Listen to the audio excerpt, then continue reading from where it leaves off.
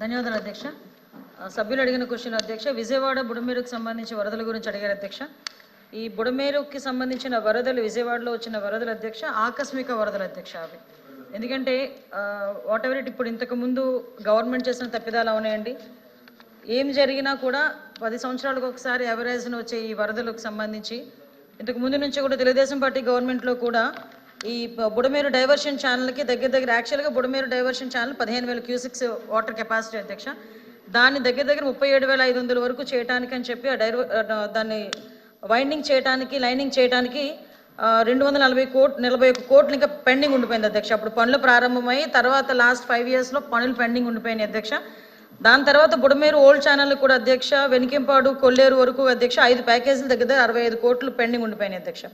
ఇవన్నిటికీ నేపథ్యంలో ఆకస్మిక వరద రావడం కారణంగా విజయవాడకి వరదలు రావటం అన్నది మనందరం కూడా గమనించాం అధ్యక్ష.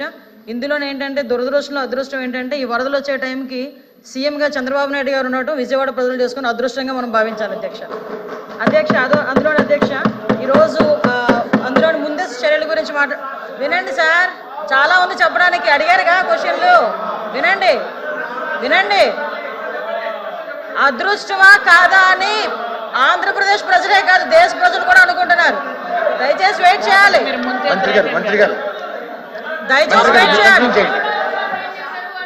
అధ్యక్ష. చాలా క్వశ్చన్స్ అడిగారు, ఆ క్వశ్చన్స్ అన్నిటికీ సమాధానం చెప్పడానికి నేను రెడీగా ఉన్నాను. Thank you. ఇది నా టైం, నేను మాట్లాడతాను. మీరు మాట్లాడమంటే నేను మాట్లాడడం కాదు. స్పీకర్ నాకు ఇచ్చిన టైం ఇది, చైర్మన్ గారు నాకు ఇచ్చిన టైం ఇది. నువ్వెవరు చెప్పడానికి నాకు మాట్లాడమని? స్పీకర్ గారు నాకు ఇచ్చిన టైం ఇది, నువ్వెవరు చెప్పడానికి నాకు మాట్లాడమని? సార్ మెంబర్ ఎట్లా మాట్లాడతారు? ఎట్లా కూర్చోండి. గౌరవ మంత్రి గారు మాట్లాడుతుంటే మెంబర్ గారు అట్లా మెగతాలు చేస్తే మాట్లాడతాం కరెక్టా సార్? కంట్రోల్ చేయండి, సభ్యులు కూర్చోండి. అరే ఒక మంత్రి మాట్లాడుతుంటే ఎగతాలు చేస్తే మెంబర్ మాట్లాడతారా? మీరు కంటిన్యూ చేయండి. ఏంటి సార్ ఇది? హౌస్ కంట్రోల్ చేయండి సార్. ఇది హౌస్ ని ఆర్డర్ లో పెట్టమనండి సార్. మీతో మిమ్మల్ని ఉద్దేశించి మాట్లాడాలి తప్ప మమ్మల్ని ఉద్దేశించి మాట్లాడతాయండి సార్.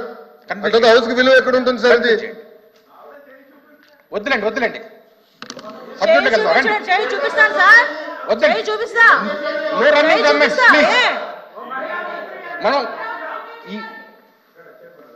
మనం ఎక్కువ ప్రశ్నలు ఉన్నాయి, ప్రశ్నలకు చక్కటి సమాధానం రాపించాలి. అందులో కొంచెం సమయంగా మీరు ఉన్నతం కోరుతున్నాను అధ్యక్ష. ఈ విషయంలో అధ్యక్ష సుమారుగా ముందస్తు చర్యల గురించి కూడా అధ్యక్ష అడిగారు. ఇవి ఆకస్మిక వరదలను ముందే చెప్పాము అధ్యక్ష. అయినప్పటికీ కూడా వర్షపాతం రోజుకి అంటే దగ్గర చూసుకుంటే అధ్యక్ష వర్షపాతం కూడా 800 రెట్లు పెరిగింది అధ్యక్ష. అంటే సాధారణంగా జరిగే వర్షపాతానికి కన్నా చాలా ఎక్కువగా వర్షపాతం అనేది నమోదైంది. విజయవాడ పరిసర ప్రాంతాల్లో దగ్గర 36 సెంటీమీటర్ల వరకు కూడా వర్షం నమోదవటం, అదేవిధంగా కృష్ణాకి కూడా దగ్గర 11,43,000 క్యూసెక్స్ వాటర్ కూడా చేరటం మనందరికీ కూడా తెలిసే ఉంది అధ్యక్ష. దానికి సంబంధించి మనం అందరం ఇక్కడ ప్రభుత్వ యంత్రాంగం వెంటనే స్పందించింది అధ్యక్ష. వెంటనే స్పందించి ఇమీడియట్గా ఇక్కడ సుమారుగా 294 సహాయ శిబిరాలు, అదేవిధంగా 1717 మెడికల్ శిబిరాలు కూడా ఏర్పాటు చేసుకోవడం జరిగింది. దాంతో పాటు వాళ్ళందరికీ కూడా 10 రోజులకి సంబంధించి 1,15,00,000 ఫుడ్ ప్యాకెట్స్ కూడా వాళ్ళందరికీ పంపించడం. రిలీఫ్ సంబంధించి ఫుడ్ ప్యాకెట్సే కాదు అధ్యక్ష, క్యాండిల్స్, మ్యాచ్ బాక్సుల దగ్గర నుంచి మొదలు పెట్టుకుని వాటర్ బాటిల్స్, వాటికి యూజ్ చేసుకోవడానికి కూడా, తాగడానికే కాదు అధ్యక్ష, వాటర్ యూజ్ చేసుకునే దానికి కూడా వాటర్ కూడా పంపించుకునే ఏర్పాటు కూడా మనందరం కూడా చేసుకున్నాం అధ్యక్ష. అదేవిధంగా జరిగిన నష్టం అంటే ఇందులో అధ్యక్ష ఆహార పొట్లాలకి ఇక్కడ ఒక విషయం కూడా చెప్పాలి అధ్యక్ష. ఒక దార్శనికత కలిగిన నాయకుడు ఒక క్రైసిస్ని ఎలా మేనేజ్ చేస్తారని చెప్పడానికి ఒక బెస్ట్ ఎగ్జాంపుల్ కింద చెప్పొచ్చు అధ్యక్ష. మొత్తం విజయవాడ మొత్తం నగరం అంతా కూడా ఆ పార్ట్ ఏదైతే ఉందో ఆ పార్ట్ మొత్తం నీట మునిగిపోతే అక్కడున్న వాళ్ళకి ఆకస్మిక వరద కారణంగా వాళ్ళు బయటకు వచ్చి ఈ ఫుడ్ ఎసెన్షియల్స్ కూడా తీసుకోలేని పరిస్థితిలో ఫుడ్ తీసుకెళ్ళి ఇవ్వడానికి కూడా ఒక్కొక్క సందర్భంలో ఇబ్బంది పడే సందర్భంలో, హెలికాప్టర్లు కూడా పనిచేయని సందర్భంలో డ్రోన్స్ను ఉపయోగించి మొట్టమొదటిసారిగా ఫుడ్ సప్లై చేసిన గవర్నమెంట్ ఏదైనా ఉందంటే ఇప్పుడు ఎన్డీఏ గవర్నమెంట్గా మనందరం కూడా గర్వపడాలి, అభినందించాలి అధ్యక్ష. దీంట్లో కాంట్రవర్సీ కూడా ఏమి లేదు, అభినందించాల్సిన అవసరం కూడా ఉంది. ఇప్పటి వరకు డ్రోన్స్ను ఉపయోగించి ఫుడ్ సప్లై చేసిన పరిస్థితులు కూడా ఎక్కడ కూడా కనిపించలేదు. దీంతో అధ్యక్ష మొత్తం జరిగిన నష్టం అధ్యక్ష దగ్గర మనకి వ్యవసాయానికి చూసుకున్న అధ్యక్ష 23,297.45 హెక్టార్లు, హార్టికల్చర్ 11,177.77 హెక్టార్స్, పశుసంవర్ధక సంఖ్యలో 89,010, మత్స్య పరిశ్రమ 632, దెబ్బతిన్న గృహాలు 98,662, R&B రోడ్స్ దగ్గర నుంచి చూసుకుంటే అధ్యక్ష 664.810 కిలోమీటర్స్ అధ్యక్ష. నెక్స్ట్ పిఆర్ రోడ్లు, ఆర్డబ్ల్యూఎస్ రోడ్లు అన్నీ కలిపి మనకు అంచనా ప్రకారం అధ్యక్ష మరణాల సంఖ్య 43 అధ్యక్ష. దానికి 2,15,00,000 రూపాయలు ఇచ్చున్నాము. గృహ నిర్మాణానికి సంబంధించి 204,36,78,000 రూపాయలు ఇచ్చున్నాము అధ్యక్ష. అదేవిధంగా అన్నిటికీ సంబంధించి 304,88,88,000 రూపాయలు మనం ఈ సహాయ నిమిత్తం ఖర్చులకి ప్రజలకు ఇచ్చిన పరిస్థితి ఉంది అధ్యక్ష. దీంతో పాటు మీకు తెలుసు చాలా ఖర్చులు ఉన్నాయి అధ్యక్ష. ఖర్చులన్నిటికీ సంబంధించిన పూర్తి ఇన్ఫర్మేషన్ అంతా ఇచ్చాము అధ్యక్ష. మరి వెండితో అరుణ్ కుమార్ గారు సభ్యులు అయిన తర్వాత మాట్లాడదు. ఫస్ట్ సిగ్నేటరీ ఉన్నారు, సిగ్నేటరీ అయిన తర్వాత. ధన్యవాదాలు అధ్యక్ష. ఈ బుడమేరుకి కృష్ణా జిల్లా వాసిగా అధ్యక్ష 4 సార్లు వరద వచ్చింది అధ్యక్ష. 89లో వచ్చింది అధ్యక్ష, 95లో వచ్చింది, 96లో వచ్చింది, 99లో వచ్చింది అధ్యక్ష. ఈ 4 సార్లు వరదల్లో 3 సార్లు వరద చంద్రబాబు నాయుడు గారు ముఖ్యమంత్రిగా వచ్చింది అధ్యక్ష. 2014లో ఈ బుడమేరు ఆధునీకరణ కోసం 464 కోట్ల రూపాయలతోటి చంద్రబాబు నాయుడు గారు బుడమేరు ఆధునీకరణ చేపట్టారు అధ్యక్ష. 2014 నుంచి 2019 వరకు అధ్యక్ష ఈ బుడమేరు ఆధునీకరణ పాటించండి. మీ ద్వారా గౌరవ మంత్రి గారిని చేసేయండి. మీ ద్వారా గౌరవ మంత్రి గారిని అడిగేదంటే అధ్యక్ష, ఒకటి బుడమేరు ఇన్సిడెంట్లో ఈ డిజాస్టర్లో కేంద్ర బృందాలు బుడమేరుని ఫ్లడ్ రిలేటెడ్ ఏరియాని సందర్శించినప్పుడు వాళ్ళు వేసిన ఎస్టిమేషన్ ఎంత, కేంద్ర ప్రభుత్వం ఎంత సాయం చేసింది, రాష్ట్ర ప్రభుత్వం ఎంత సాయం చేసింది,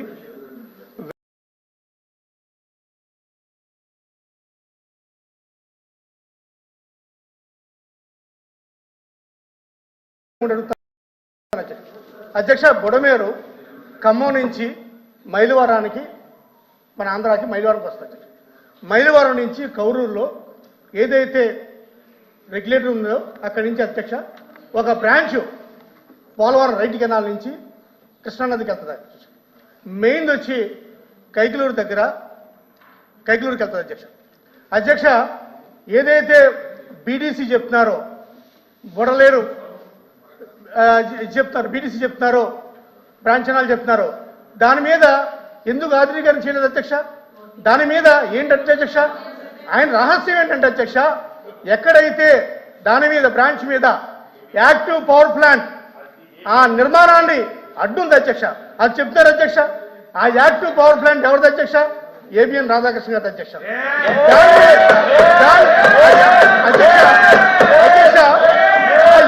యాక్టివ్ పవర్ ప్లాంట్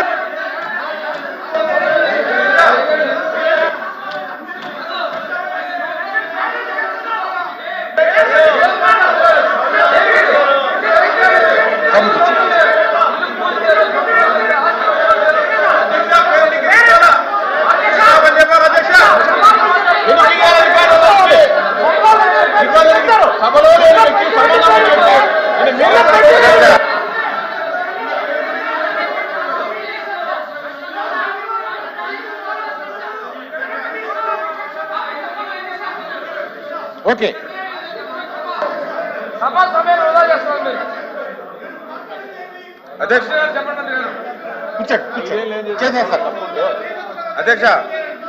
అధ్యక్ష ఇప్పుడు సభలో లేనిటువంటి వాళ్ళ పేర్లు ఉదహరించడం అవన్నీ కూడా రికార్డులో తొలగించవలసిన అవసరం ఉంది. నెంబర్ 1. మనం గతంలో కూడా అనుకున్నాము సభలో లేని వ్యక్తులు మనం మాట్లాడకూడదని. రికార్డు నుంచి అప్పుడే తొలగిస్తాము. మాజీ మంత్రిగా మాట్లాడారు. విచారణలో ఉన్న పేరు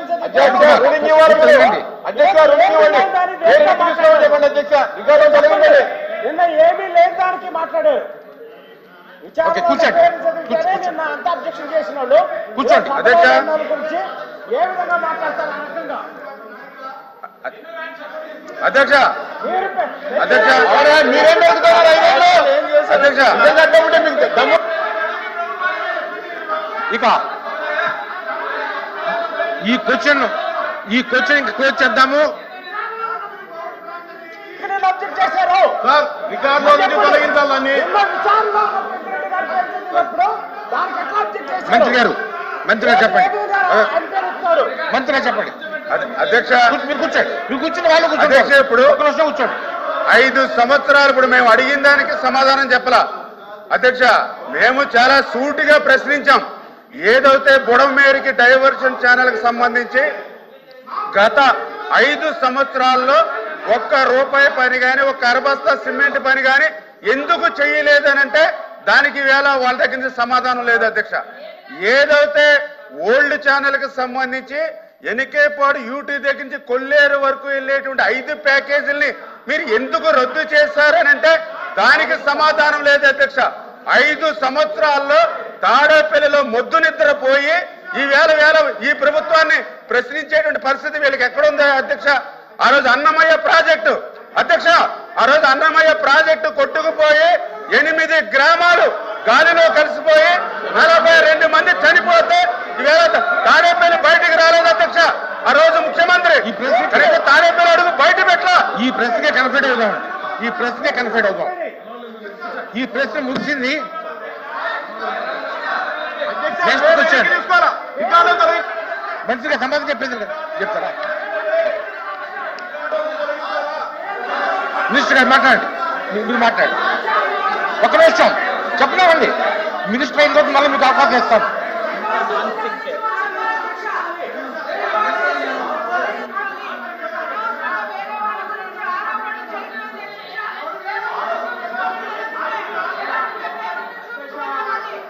హోమ్ మినిస్టర్ గారు కంటిన్యూ చేయండి.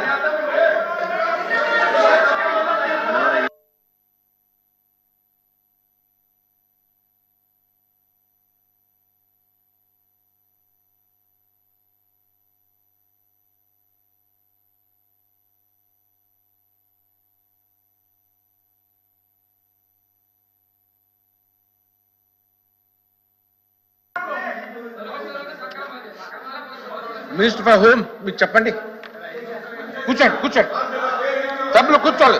మనకు టైం అయిపోతుంది. వచ్చిన టైం ఉంది. ఇంకా 3 క్వశ్చన్స్ ఉన్నాయి.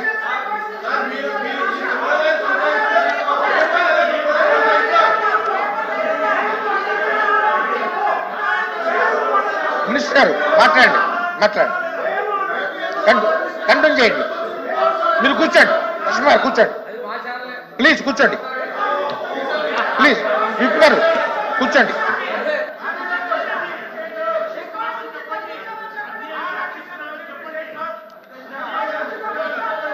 సభలో లేని వ్యక్తులు వ్యక్తిగత పేర్లు రికార్డు నుంచి తొలగించబడతాయి. అధ్యక్ష, మీరు పెట్టిన మనం అనుకున్నట్టు అధ్యక్ష లేని వ్యక్తుల యొక్క పేర్లు రికార్డు నుంచి తొలగించబడతాయి. Very nice.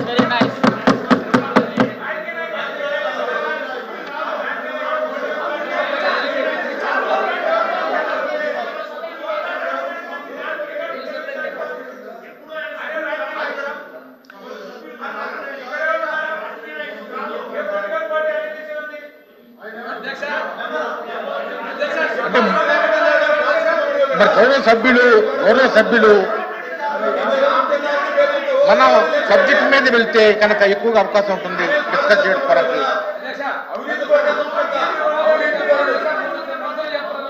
మంత్రి గారు చెప్పండి. ప్లీజ్ కూర్చోండి. ప్లీజ్ కూర్చోండి.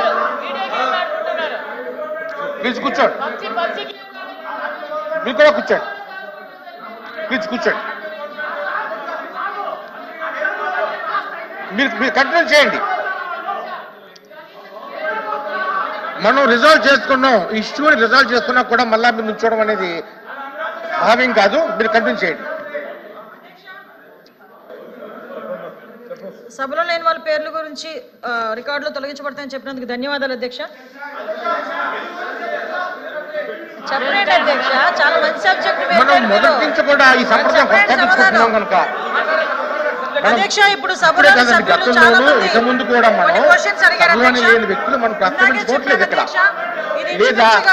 ఒక ఆకస్మిక వరద ఎలా వచ్చింది, ఏ తప్పిదాల వల్ల వచ్చింది అనేది ఇరిగేషన్ మినిస్టర్ గారు చాలా క్లియర్ గా ఎక్స్ప్లెయిన్ చేశారు. వరద వచ్చిన తర్వాత నుంచి కూడా గౌరవ సీఎం గారు ఎక్కడైతే వరద విజయవాడ ప్రాంతాల్లో వరద వచ్చిందో ఇమీడియట్ గా వరద ప్రాంతానికి సందర్శించి ఆ రోజు తన కార్యక్రమాలన్నింటినీ కూడా మానుకొని కలెక్టర్ ఆఫీసులోనే సుమారుగా 11 రోజులు తన అడ్మినిస్ట్రేషన్ డిపార్ట్మెంట్ అందరినీ అక్కడే పిలిపించి బస్సులో బస చేసి విజయవాడని తిరిగి తన వాళ్ళందరూ కూడా పనులు చేసుకునే విధంగా విజయవాడని తిరిగి పునరుద్ధరించారని చెప్పడానికి ఈరోజు మనం కాదు అధ్యక్ష, 5 కోట్ల మంది ప్రజలే కాదు ప్రపంచంలో తెలుగు వాళ్ళందరూ కూడా చూశారు అధ్యక్ష.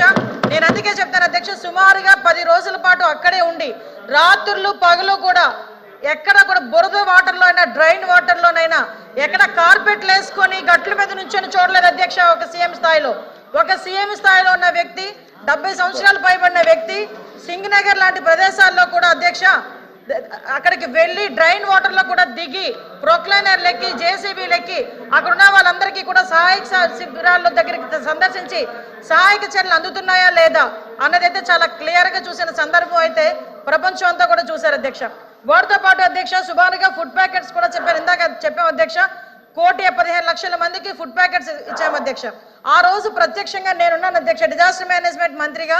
ఆ రోజు చంద్రబాబు నాయుడు గారు అక్కడ విజిట్ చేసేటప్పుడు, గౌరవ సీఎం గారు అక్కడ విజిట్ చేసేటప్పుడు నేనున్నాను. ఉండినప్పుడు అక్కడ ఉన్న సీరియస్నెస్ చూసుకొని సార్ ఇమీడియట్ గా అక్కడ కొంచెం ముందుగా ఇన్ఫార్మ్ చేసే పరిస్థితి కూడా కాదు అధ్యక్ష. ఇమీడియట్ గా నేను తక్షణమే నియర్ బై ఏ ఆఫీస్ ఉందో కనుక్కోండి అని చెప్తే కలెక్టర్ ఆఫీస్ నియర్ బై ఉందంటే కలెక్టర్ ఆఫీస్ దగ్గరికి వెళ్ళి అక్కడ ఏ ప్రజలకి సాయంత్రం అవుతుంది, చీకటి పడుతుంది, కరెంట్ లేదు, డెఫినెట్ గా వాళ్ళకి ఛార్జీలు ఉన్నాయో లేదో కూడా తెలియదు. కొవ్వొత్తుల దగ్గర నుంచి అగ్గిపెట్టెలు తడిచిపోతే లైటర్లు కూడా అధ్యక్ష అవన్నీ కూడా సరఫరా చేయమని చెప్పిన వ్యక్తి ఎవరున్నారు అధ్యక్ష? వినండి, మనకి ఎలాగో ఆలోచన రాదు మొత్తం అధ్యక్ష. ప్రతిపక్ష ఇవన్నీ ఇలా జరుగుతుంటే అధ్యక్ష ప్రతిపక్ష నాయకుడి కింద జగన్మోహన్ రెడ్డి గారు ఆ రోజు వచ్చారు అధ్యక్ష. మొత్తం 20 రోజుల పైన విజయవాడ జల దిగ్బంధం అయిపోతే 20 నిమిషాలు కూడా ఒక కార్పెట్ వేసుకొని అక్కడ కూడా దిగకుండా ఒకసారి చూసి బయటకు వచ్చి సాక్షి పేపర్లో తప్పుడు రాతలు రాసే పరిస్థితి. నేను ఎందుకంటే బాధపడుతూ చెప్తున్నాను అధ్యక్ష, ఒక పక్క నుంచి జనాలు 43 మంది చనిపోయారు, ఒక పక్క నుంచి జనాలకి తిండి లేక అల్లాడుతూ ఉంటే అందరం కలిసి వెళ్ళి పనిచేయాల్సింది పోయి ఏదో సవాల్ దగ్గర రాబందుల్లా కూర్చొని ఎక్కడ ఏ సభ వస్తుంది, ఎక్కడ ఎవరు ఏడుస్తూ కనిపిస్తారు, కెమెరా పట్టుకొని తీద్దామని చెప్పి రెడీగా ఉండే సాక్షి పేపర్ కూడా ఈ రోజు మాట్లాడే పరిస్థితి అధ్యక్ష. చెప్తున్నాను అధ్యక్ష, వినాలి అధ్యక్ష. అలాంటి భాష ఓకే, నేను ఏదైనా తప్పుగా మాట్లాడినట్టు అనిపిస్తే సభ దృష్టిలో నేను క్షమించమని కోరుతున్నాను. అవి రికార్డు నుంచి తొలగించండి. ఓకే, నేను ఒకటే క్లియర్ చెప్తున్నా అధ్యక్ష, నేను అపాలజీ చెప్పా. నేను మన సభా సాంప్రదాయం ప్రకారంగా కాకుండా ఏదైనా పదం నా నోటి నుంచి తప్పుగా వస్తే సభాపూర్వకంగా క్షమించి రికార్డు నుంచి తొలగించండి. ఓకే, అదొకటి అధ్యక్ష. ఇంకోటి అధ్యక్ష, ఇప్పుడు మనకి సంబంధించి ఆ బుడమేరు దగ్గర నుంచి ఏదైతే బ్రీచెస్ పడినాయో అక్కడ నుంచి వాటర్ కంటిన్యూగా వచ్చి వాటర్ బయటికి అవుట్ఫ్లో కూడా లేకుండా ఇంచుమించుగా 10 రోజుల పాటు అక్కడే వాటర్ వెళ్ళిపోయే పరిస్థితి కనిపించినప్పుడు దగ్గరుండి అధ్యక్ష నాకు తెలిసి ఏ మంత్రి కూడా బుడమేరు దగ్గర కూర్చొని 3 రోజుల పాటు రాత్రి పగలు కూడా వాళ్ళ అధినాయకుడి తాలూకు ఇన్స్ట్రక్షన్ మేరకు కూర్చొని బ్రీచ్ను క్లోజ్ చేసిన ఘనత కనుక ఏ మంత్రికి లేదు అధ్యక్ష. అది చంద్రబాబు నాయుడు గారి నాయకత్వంలో ఈ రోజు గౌరవ మంత్రి గారు చేసిన పరిస్థితి మనందరం కూడా అప్రిషియేట్ చేయాల్సిన అవసరం ఉంది అధ్యక్ష. వాటితో పాటు ఈ రోజు మనకి సెంట్రల్ గవర్నమెంట్ నుంచి ఇందాక సభ్యులు అడిగారు, మనకి 1036 కోట్ల రూపాయలు SDRF కింద వచ్చింది అధ్యక్ష. సుమారుగా డొనేషన్స్ కింద 450 కోట్ల పైన అధ్యక్ష. ఇక్కడ కూడా విషయం చెప్పాలి అధ్యక్ష, అంటే ఇప్పుడు ఒక మంచి పని చేసేటప్పుడు ఎంతమంది ముందుకు వచ్చి వాళ్ళ కంట్రిబ్యూషన్ చెప్తారని చెప్పడానికి చిన్న పిల్లలు వాళ్ళ కిడ్నీ బ్యాంకుల్లో దాచుకున్న డబ్బులను కూడా తీసుకొచ్చి CMRF కింద విజయవాడ ఫ్లడ్స్ కింద డబ్బులు ఇచ్చిన పరిస్థితి కూడా ఈ సందర్భంగా గుర్తు చేయాలి. ముసలి వాళ్ళు వీల్ చైర్స్ లో వచ్చిన వాళ్ళు కూడా వచ్చి ఈ రోజు డబ్బులు ఇచ్చిన పరిస్థితి కూడా ఉంది అధ్యక్ష. విజయవాడకి సంబంధించి విజయవాడ ప్రజలకు సంబంధించి మనకి TR27 కింద సుమారుగా 139 కోట్ల రూపాయలు విడుదల చేయడం అయింది. దాంట్లో 89 కోట్లు NTR జిల్లాకి విడుదల చేయడం అయింది అధ్యక్ష. అందులో 79 కోట్ల రూపాయల పాటు అందరికీ కూడా ఇవ్వడం జరిగింది. ఇంకా మాకు కలెక్టరేట్ లో ఉన్న గ్రీవెన్సెస్ ఇందాక మరి ఇంకొక ఇష్యూ కూడా చెప్పాలి అధ్యక్ష, ఎందుకంటే ఇది చాలా పెద్ద సబ్జెక్టు. చెప్పేటప్పుడేమో వాళ్ళకేమో కొంచెం ఇబ్బందిగా ఉంది, అయినా కూడా చెప్పాలి. సింగనగర్ లో ఉన్నారని ఒక సభ్యుడు చెప్పారు అధ్యక్ష. అక్కడ ఉన్న వాళ్ళు ఇల్లులు కూడా శుభ్రం చేయడానికి ఫైర్ డిపార్ట్మెంట్ వాళ్ళు వచ్చి ఫైర్ ఇంజిన్లతో కూడా వచ్చి ఇల్లులు కూడా శుభ్రం చేయలేదు అధ్యక్ష. ఎంతమందికి ఇల్లు శుభ్రం చేసేమో అన్న లెక్క కూడా మా దగ్గర ఉంది అధ్యక్ష. ఏ గవర్నమెంట్ అధ్యక్ష ఆటోలకి పాడైపోతే ఆటోలకు డబ్బులు ఇచ్చి, బైకులు పాడైపోతే బైకులకు డబ్బులు ఇచ్చి, ఆ ఎంఎస్ఎంఈ రుణాలకి సంబంధించి వాళ్ళకి కాంపెన్సేషన్ ఇచ్చి, బ్యాంకులతో మాట్లాడి రివైజ్డ్ లోన్లు కూడా ఇచ్చిన ఘనత కూడా ఈ రోజు ఈ గవర్నమెంట్ అధ్యక్ష. ఫ్లడ్ కి సంబంధించి, ఆకస్మిక వరదకి సంబంధించి అన్ని రకాల సహాయక చర్యలు మేము చేశాం. ఇంకా చేయడానికి కూడా ఇంకా ఏదైనా పెండింగ్ ఉన్నా కూడా చేయడానికి సిద్ధంగా ఉన్నామని సభ ద్వారా మీ అందరికీ కూడా తెలియజేసుకున్నాం అధ్యక్ష. ఇంకోటి అధ్యక్ష,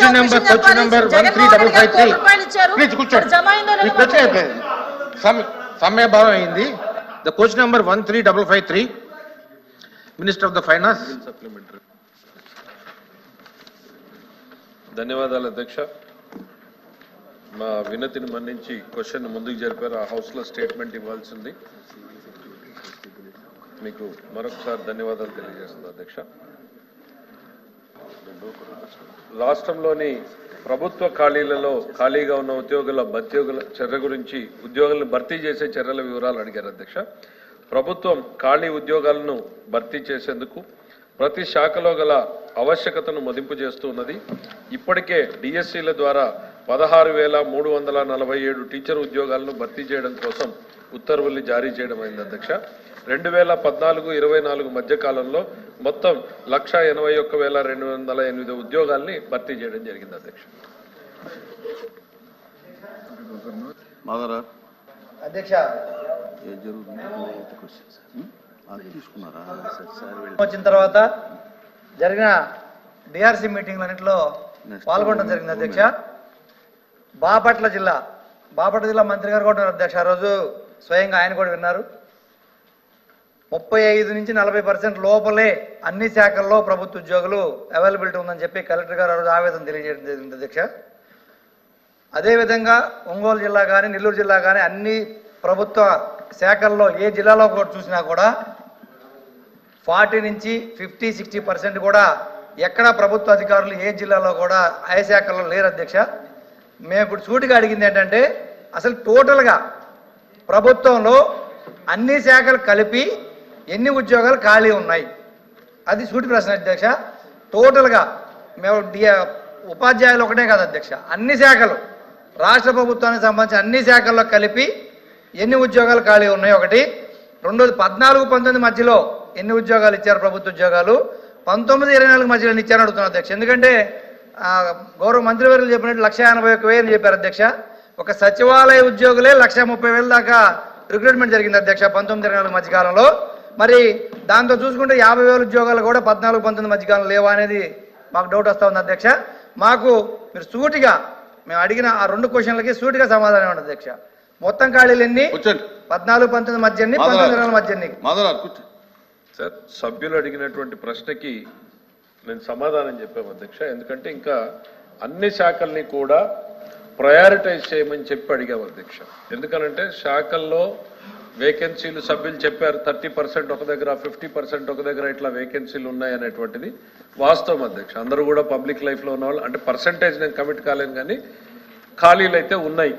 అయితే దీంట్లో ప్రాధాన్యత క్రమంలో మనం ఏవి అత్యంత అవసరము, ఏవి రిక్రూట్మెంట్కి వెళ్ళాలి అనేటువంటిది ప్రభుత్వం ఒక మదింపు చేస్తూ ఉంది అధ్యక్ష. ఇంతవరకు క్లారిటీ సంఖ్య, టోటల్ వేకెన్సీలన్నీ, దాంట్లో ప్రయారిటీలో ఫిలప్ చేయాల్సినవన్నీ అనేటువంటిది ప్రభుత్వం వద్ద తక్షణం మనం సేకరించలేదు అధ్యక్ష. సేకరించడం కోసమే మదింపు చేయమని అదే రాశాను. ఆ మదింపు చేస్తూ ఉన్నది, ఆ ప్రాసెస్ అనేటువంటిది స్టార్ట్ చేశాము. ప్రాధాన్యత, కొన్ని ప్రయారిటీ ఉంటాయి, అవుట్ సోర్సింగ్ ఇవ్వలేని ఉద్యోగాలు ఉంటాయి, వాటికి ఖచ్చితంగా ప్రభుత్వ ఉద్యోగుల్ని నియమించాలి. మిగిలినవి అవుట్ సోర్స్ చేయగలిగిన దగ్గర అవుట్ సోర్స్ చేయడము, కాంట్రాక్ట్ చేయగలిగిన దగ్గర కాంట్రాక్ట్ చేయాలి అని ప్రయారిటైజ్ చేయడం కోసమే ఈ కార్యక్రమాన్ని చేపట్టడం జరిగింది. వచ్చిన వెంటనే ఒకవేళ సభ్యులకి కావాలి అని అంటే వారికి తప్పకుండా పంపించడం జరుగుతుంది అధ్యక్ష. ఇక గతంలో ఉన్నటువంటి పోస్టుల గురించి దాంట్లో సచివాలయ ఉద్యోగుల గురించి తీసేస్తే దాదాపు 25,000, 27,000 2 ప్రభుత్వాలు రిక్రూట్ చేశాయి అధ్యక్ష. ఆ ఒక్క సంఖ్య మాత్రం గత ప్రభుత్వంలో అడిషనల్గా వచ్చినటువంటి పోస్టులు అధ్యక్ష అవి. కాకపోతే జనరల్ వేకెన్సీల్లో మాత్రం ఎక్కడా కూడా పెద్ద తేడా లేదు అధ్యక్ష. రెండు ప్రభుత్వాలు 1000 అటు ఇటుగానే చేసుకుంటూ వచ్చినటువంటి సందర్భాలు ఉన్నాయి. దీన్ని ప్రయారిటైజ్ చేయాల్సినటువంటి అవసరం కూడా ఉంది అధ్యక్ష. ఎందుకు అనంటే పెరిగిపోతున్నటువంటి రెవెన్యూ ఎక్స్పెండిచర్ను కూడా దృష్టిలో పెట్టుకోవాలి అధ్యక్ష. ఒక ఆర్థిక శాఖ మంత్రిగా సభ దృష్టిలో కూడా మనం చెప్పాలి ఎక్కడున్నాం మనము అనేటువంటిది ఒక జనరల్గా స్టడీ చేస్తే అధ్యక్ష 22-23 అంటే గత కాలంలో ఆనాటి రాష్ట్ర ప్రభుత్వానికి వచ్చిన ఆదాయం ఎంత, జీతభత్యాల మీద ఖర్చు పెట్టింది ఎంత అనేటువంటిది ఒకసారి చూసాం అధ్యక్ష. చూస్తే ఆ రోజున శాలరీస్ అండ్ పెన్షన్స్ 83,406 కోట్లు 22-23లో రాష్ట్ర ప్రభుత్వానికి తనకు వచ్చినటువంటి ఆదాయం అధ్యక్ష. పెన్షన్ల మీద శాలరీస్ పెన్షన్స్ మీద ఖర్చు అధ్యక్ష. ఆ సంవత్సరం రాష్ట్ర ప్రభుత్వానికి వచ్చిన ఆదాయం ఎంత అంటే 78,026 కోట్ల అధ్యక్ష. అంటే రాష్ట్ర ప్రభుత్వ ఆదాయానికి మించి ఇవాళ జీతభత్యాల ఖర్చు పెరిగిపోయింది అధ్యక్ష. ఇది ఒక అనాలిసిస్ చేస్తే ఎక్కడున్నాం మనము, ఎందుకు ఈ ప్రయారిటైజేషన్ కోసం చేసినప్పుడు అంటే 107% ప్రభుత్వం 2022-23లో శాలరీస్ పెన్షన్స్ పే చేయాల్సి వచ్చింది అధ్యక్ష. అదే 23-24 సంవత్సరం చూస్తే అధ్యక్ష రాష్ట్ర శాలరీస్ అండ్ పెన్షన్స్ 85,024 కోట్లుంటే ఆ సంవత్సరంలో రాష్ట్ర ప్రభుత్వ ఆదాయం 85,922 కోట్లు అంటే 99%. అంటే మోర్ ఆర్ లెస్ 99 నుంచి 100% రాష్ట్ర ప్రభుత్వ ఆదాయం మొత్తం కూడా రాష్ట్ర ప్రభుత్వాన్ని నడపడం కోసమే ఉపయోగించుకునేటువంటి పరిస్థితులు ఉన్నాయి అధ్యక్ష.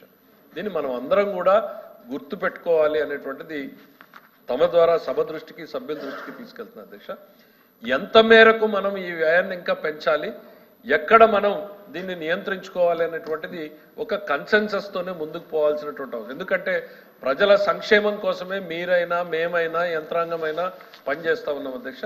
ప్రజా సంక్షేమానికి కూడా కొంత మన కేటాయింపులు వెళ్ళేలాగా చర్యలు తీసుకోవాలి. కాబట్టి ప్రయారిటైజేషన్ ఆఫ్ ది పోస్టులు చేస్తున్నాం. ప్రయారిటీలో ముందు వాటిని రిక్రూట్ చేసి తర్వాత మిగిలిన వాటి మీద నిర్ణయం తీసుకోవాలన్నది ప్రభుత్వ ఆలోచన అధ్యక్ష. Thank you. ఇంకా చెప్పారుగా వివరంగా ఇంకా వద్దు, టైం చాలా అయింది. కూర్చోండి ఇంకా అయిపోయింది. ఆయన వివరంగా చెప్పారు అన్ని విషయాలు. కూర్చోండి. Question number 13647 minister for home please కూర్చోండి. మీకు వివరాలు ఇంక ఇస్తానని చెప్పారు. కూర్చోండి. అధ్యక్ష, సభ్యులు అడిగిన క్వశ్చన్ అధ్యక్ష, విశాఖపట్నంలో పెరిగిన ట్రాఫిక్ రద్దీ వల్ల ఇబ్బందులు ఎదుర్కొంటున్న విషయం ఒకటో ప్రశ్నకి అవునండి. విశాఖపట్నం నగరంలో ట్రాఫిక్ రద్దీ పెరిగింది. అదేవిధంగా ట్రాఫిక్ ని రద్దీ చేయడానికి ఈ ట్రాఫిక్ జాముల నివారణకి క్లియర్ చేయడానికి కూడా అధ్యక్ష సుమారుగా 11 జంక్షన్లని మేము ఈ రోజు మీరు అడిగింది స్టాటిస్టిక్స్ అడిగారు, స్టాటిస్టిక్స్ చెప్పారు. స్టాటిస్టిక్స్ మీద ఇంకా సప్లిమెంటరీ ఏముంటుంది? నగరంలో 11 జంక్షన్లు నూతన ట్రాఫిక్ సిగ్నల్స్ ప్రతిపాదించడం అయింది అధ్యక్ష. జీవీఎంసీ మరియు NHA అధికారుల ద్వారా అన్ని గుంతలు కూడా మరమ్మతులు చేయడం కూడా జరుగుతుంది అధ్యక్ష. జీవీఎంసీ అధికారులు NH వాళ్ళు అందరూ కలిపి అధ్యక్ష నిర్మాణానికి అంటే ఓవర్ బ్రిడ్జ్ నిర్మాణానికి కూడా ప్రతిపాదనలు ప్రవేశపెట్టారు. ఫుట్ ఓవర్ బ్రిడ్జ్ నిర్మాణానికి కప్పరాడ జంక్షన్ దగ్గర Muralinagar, Ramapuram junction, Kommadi junction, Chandrampalem, Pathagajuwaka, Simhachalam, RTC bus stand junction దగ్గర కూడా ఈ ఫుట్ ఓవర్ బ్రిడ్జెస్ ఏర్పాటు చేయడానికి కూడా ఇప్పుడు ప్రతిపాదనలు వచ్చినాయి అధ్యక్ష. వాటితో పాటు ఈ ఫ్లైఓవర్ బ్రిడ్జెస్ కూడా ఏర్పాటు చేయడానికి ప్రతిపాదనలు ఉన్నాయి అధ్యక్ష. అన్ని రకాలైన సర్వేలెన్సెస్ పెట్టుకొని సుమారుగా 74 కెమెరాలు రెడ్ వైలేషన్ కెమెరాస్ కూడా ఇమీడియట్ గా మేము అందరం కూడా ఇన్స్టాల్ చేయడం జరిగింది అధ్యక్ష. హెవీ వెహికల్స్ ని కూడా నైట్ మాత్రమే అలౌ చేసి మార్నింగ్ కూడా కొంచెం అలౌ చేయకుండా ఉండే ప్రతిపాదనలు కూడా అన్ని కూడా జరుగుతున్నాయి అధ్యక్ష. రామారావు అధ్యక్ష, మీరు సూటిగానే అధ్యక్ష, గౌరవ హోంమంత్రివర్యులు పాయింట్ వైజ్ ఏరియా వైజ్ అన్ని డీటెయిల్స్ కూడా ఇచ్చారు ఇందులో సమాధానంలో. గౌరవ ముఖ్యమంత్రి గారు అనేక ఆలోచనలతో ఉన్నారు. విశాఖ నగరాన్ని అభివృద్ధి చేయడానికి కానీ ఆర్థిక రాజధానిగా అభివృద్ధి చేయడానికి, అదేవిధంగా ట్రాఫిక్ని ఈజౌట్ చేయడానికి కానీ అనేక ప్రణాళికలు రూపొందించినట్టుగా ఇందులో చూసాం. నేను మంత్రివర్యులని ఒక విషయం వాళ్ళ పరిశీలనలో తీసుకోవాల్సిందిగా కోరుతున్నాను. ఇటు మెట్రో రైలు ప్రాజెక్ట్ డిజైన్లో కానీ లేదా ఫ్లైఓవర్స్ డిజైన్లో కానీ లంకిలపాలెం దగ్గర కూడా చాలా విపరీతంగా కంజెషన్ ఉంది విశాఖపట్నానికి సంబంధించి. అది కూడా పరిగణలో తీసుకోవాల్సిందిగా గౌరవ మంత్రివర్యులను కోరుతున్నాను. మంత్రి గారు. అధ్యక్ష సభ్యులు చెప్పింది కరెక్ట్ అధ్యక్ష. గౌరవ ముఖ్యమంత్రి గారు విశాఖపట్నం సిటీని లాస్ట్ 2014 to 19 ఉండేటప్పుడే స్మార్ట్ సిటీ కింద మనం అప్పుడు డిక్లేర్ చేసిన తర్వాత నుంచి కూడా ఒక మెట్రో రైల్ ప్రతిపాదన కూడా మనకి ఆ రోజు నుంచి ఉంది. గత 5 సంవత్సరాలు మెట్రో రైల్ ప్రతిపాదన గురించి ఎటువంటి ఒక స్టెప్ కూడా ముందుకు పడలేదన్న సంగతి మనందరికీ కూడా తెలిసిందే అధ్యక్ష. వాటితో పాటు అధ్యక్ష మ్యాక్సిమం ఎక్కువ చోట్ల మనకి ఈ ఫ్లైఓవర్స్ బ్రిడ్జెస్ కట్టాల్సిన అవసరం ఉంది అధ్యక్ష. ఈ ఫ్లైఓవర్స్ కూడా అధ్యక్ష కార్సెట్ జంక్షన్ దగ్గర, ఎండాడ్ దగ్గర, డైరీ ఫామ్ దగ్గర అంటే హనుమంతవాక దగ్గర, మద్దిలపాలెం, విప్రో జంక్షన్, గురుద్వారా జంక్షన్, అక్కయ్యపాలెం, కొత్త గాజువాక, కూర్మన్పాలెం ఈ జంక్షన్స్ అన్నింటిలోని కూడా అధ్యక్ష ఫ్లైఓవర్ బ్రిడ్జెస్ కూడా కట్టాల్సిన అవసరం కూడా ఉంది అధ్యక్ష. ఈ ఫ్లైఓవర్స్ బ్రిడ్జెస్ అన్ని కూడా అంటే లాస్ట్ టైం ఇంతకుముందు ఎన్ఏడి జంక్షన్ దగ్గర కూడా చాలా ఎక్కువగా ట్రాఫిక్ జామ్ అయ్యేది అధ్యక్ష. ఎప్పుడైతే ఎన్ఏడి జంక్షన్ దగ్గర ఫ్లైఓవర్ నిర్మాణం పూర్తయిందో అక్కడ కొంచెం ట్రాఫిక్ కూడా క్లియర్ అయింది అధ్యక్ష. అదేవిధంగా ఇక్కడ ప్రతి చోట ఇప్పుడు ఎక్కడైతే 9 చోట్ల పెట్టామో ఆ 9 చోట్ల కూడా ఇప్పుడు ఫ్లైఓవర్ బ్రిడ్జెస్ నిర్మాణానికి కానీ ముఖ్యంగా మెట్రో రైలు నిర్మాణానికి మెట్రో రైలు ప్రతిపాదన కూడా ఈరోజు ఉంది అధ్యక్ష. గౌరవ సభ్యులు చెప్పినట్టుగా లాస్ట్ టైం ఎస్పెషల్లీ మెట్రో రైలు గురించి ఒక రివ్యూ కూడా చేయడం జరిగింది. గౌరవ సీఎం గారు అన్ని డిపార్ట్మెంట్లతో కలిసి కూర్చొని రివ్యూ కూడా జరిగింది. చాలా మంది ప్రజాప్రతినిధులు కూడా ఆ రోజు లంకిలపాలెం వరకు దాన్ని ఎక్స్టెన్షన్ చేస్తే మంచిదని చెప్పి ప్రపోజల్ ఇచ్చారు. దాన్ని పరిశీలనలోకి తీసుకుంటామని చెప్పి ముఖ్యమంత్రి గారు కూడా చెప్పారు అధ్యక్ష. అదేవిధంగా అధ్యక్ష ఇప్పుడు మనకి విక్రేతల ద్వారా మ్యాక్సిమం ఈ అడ్డంకులు ఏదైతే ఉన్నాయో అవన్నీ కూడా తొలగించడానికి కూడా ఈరోజు చేసుకుంటున్నాం అధ్యక్ష. అదేవిధంగా ఎక్కడైనా ఏదైనా యాక్సిడెంట్ జరిగి ఇమీడియట్గా క్లియర్ చేయడానికి కూడా హైవే అంబులెన్స్ సంబంధించి 10 వెహికల్స్ని కూడా పెట్టుకున్నాం అధ్యక్ష. ట్రాఫిక్ సిగ్నల్స్ ఆప్టిమైజేషన్ కూడా అమలు చేస్తున్నాం అధ్యక్ష. ఎక్కడ కూడా ట్రాఫిక్ నిబంధనలు ఉల్లంఘించిన వారికి ఇమీడియట్గా క్రమశిక్షణ చర్యలు తీసుకోవడం కూడా ఈరోజు డిపార్ట్మెంట్ ముందుందని చెప్పడానికి మీ అందరికీ కూడా తెలియజేసుకుంటున్నాం. అదేవిధంగా విశాఖపట్నం నగరంలో 24/7 ట్రాఫిక్ సిగ్నల్స్ పనిచేస్తాయి. Thank you. Question number 13645 minister for social welfare.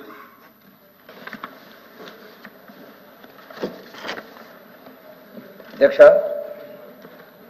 మొదటి ప్రశ్న సమాధానం అధ్యక్ష. 880 హాస్టల్ ప్రభుత్వ భవనాలు ఉన్నాయి అధ్యక్ష. 171 హాస్టల్లో అద్దె భవనాలు ఉన్నాయి అధ్యక్ష. రెండవ ప్రశ్న సమాధానం అధ్యక్ష. ప్రత్యేక ప్రామాణిక కార్యాచరణ విధానాలు తీసుకొని హాస్టల్లోకి కొత్త వాళ్ళు వచ్చేటప్పుడు ప్రవేశానికి వచ్చేటప్పుడు కానీ బయటకు వెళ్ళేటప్పుడు కానీ కఠిన నిబంధనలు తీసుకోవడం జరుగుతుంది అధ్యక్ష. 24/7 భద్రతా సిబ్బంది కూడా నియమించేటువంటి చర్యలు తీసుకుంటున్నాం అధ్యక్ష. రెగ్యులర్గా తనిఖీలు మరియు పర్యవేక్షణ కోసం సీసీ కెమెరాలు కూడా ఏర్పాటు చేస్తాం అధ్యక్ష. పారిశుద్ధ్యం మరియు పరిశుభ్రత విద్య మీద ప్రాధాన్యత ఇస్తున్నాం అధ్యక్ష. అదేవిధంగా పోషకాహారం ఆరోగ్యంపై కూడా అవగాహన కల్పిస్తాం అధ్యక్ష. 4వ సి ప్రశ్న సమాధానం అధ్యక్ష. అంచనాలు సిద్ధం చేస్తాం, పనులను గడువులాగా చేపట్టడం అధ్యక్ష. ఓకే, రవీంద్ర గారు.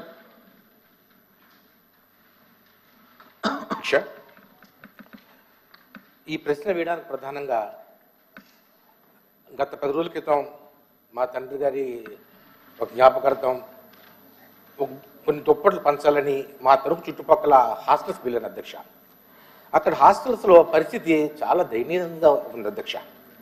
అక్కడ పడుకోవడానికి మంచాలు లేవు, పరుపులు లేవు, కిటికీలు లేవండి, కిటికీలకి మెషలు లేవు, కొన్ని కిటికీలు పూర్తిగా ఊడిపోయినాయి, అలా దోమతెరలు లేవు. ఈ 5 మనం సమస్య తెలుసుకుంటే సమస్య పరిష్కారం చేసుకుందాం. ఇది ఎప్పుడు వచ్చింది ఏంటి అది వద్దులేండి అధ్యక్ష. ఇప్పుడు మీరు మంత్రి గారు మీరు నూతన ప్రభుత్వం సమస్య ఇప్పుడుదని కాదు, ఏ ప్రభుత్వం గత ప్రభుత్వం చేసినా అంత ముందు చేయకపోయినా కూడా అది సమస్యే కదా. సమస్య పరిష్కారం చేసుకోవడం కోసం కదా. ఇప్పుడు